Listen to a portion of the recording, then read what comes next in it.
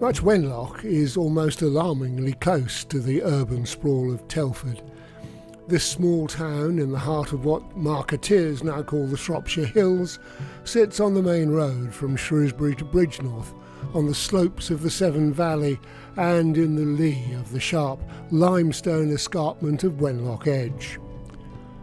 If ever an English country town can be said to be steeped in history, it's Much Wenlock. It predates the Domesday Book by several centuries and grew up around an abbey founded by Merewalh, son of King Penda of Mercia, who installed his daughter Milburga as abbess in 687.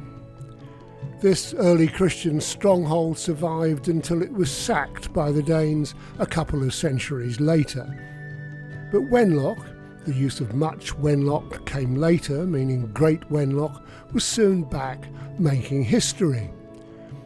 Leofric, Earl of Mercia and Countess Godiva, that Godiva, built another religious house on the same site.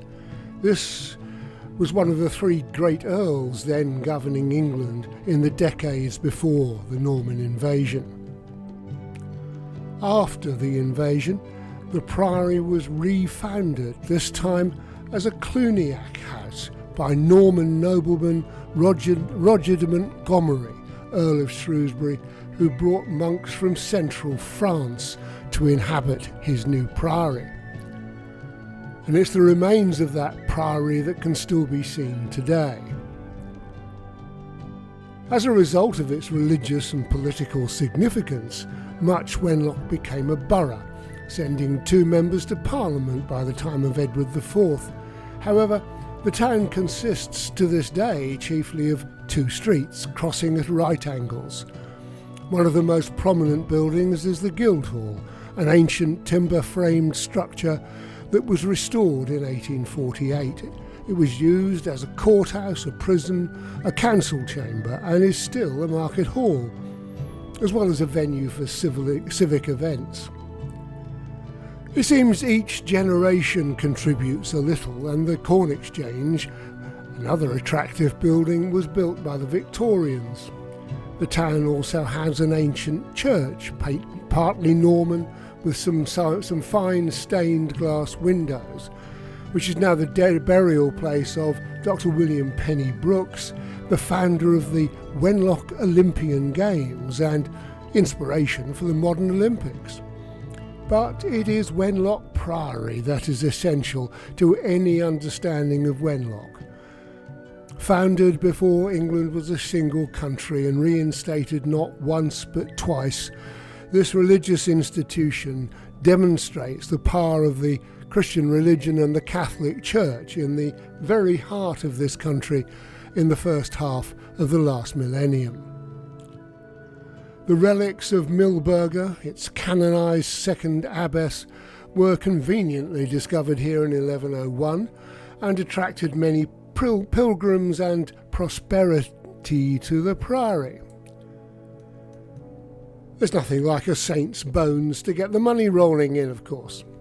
Now, whilst we may imagine the calm serenity of the cloister where the monks prayed, studied and worked, this priory was a place of influence and political intrigue and earned a handsome living from its land and pilgrims, enough for the cloister itself to be rebuilt in the 13th century in a Gothic style with pointed arches and elaborate carvings.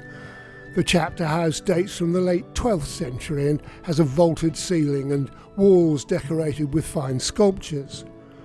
The church, from the same period, was the most sacred and impressive part of the priory and consisted of a nave, 2 aisles, 2 transepts, a choir, an apse and 2 chapels. But of course the Catholic Church overreached itself under Henry VIII and, like most such monastic institutions, faced the wrath of an impoverished monarch in need of its riches. Most of the church was demolished after the dissolution of the monasteries. Only parts of the west end and north transept survive today.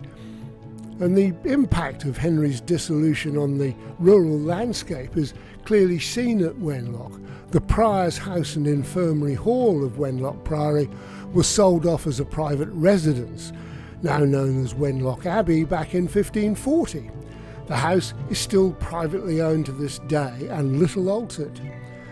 The Prior's lodging, with its breathtakingly beautiful facade of purple-grey sandstone and steep roof, was built to provide the Prior with a luxurious private suite. Along with the infirmary wings, it was preserved as a high-status private dwelling until the 18th century. Then it was let out as farm buildings and went rapidly downhill, but in the mid-19th century it was bought by the Milnes Gaskell family, restored and refurbished as a family home. In 1983 the house was bought by the artist Louis de Wet, who restored the ancient fabric whilst reinterpreting some of the interiors to create what he describes as a new link in an old. He's established a trust to own the Abbey and encourage artists from around the world. But you can't leave the Priory without a look at the garden. Not as intricate as it was in medieval times, when it was an important part of the monastic life, providing food, medicine and indeed beauty for the monks. Today, planted with flowers and shrubs that symbolised various aspects of Christianity, and it has a fascinating collection of topiary shaped like animals and birds, including a very fat cat. Much Wenlock is a town that belongs in spirit almost wholly to the past, but also celebrates its present and future. It's a town that offers visitors a glimpse into its history, culture and heritage without moving very far from that central square. In fact, we're wondering why we stayed away so long.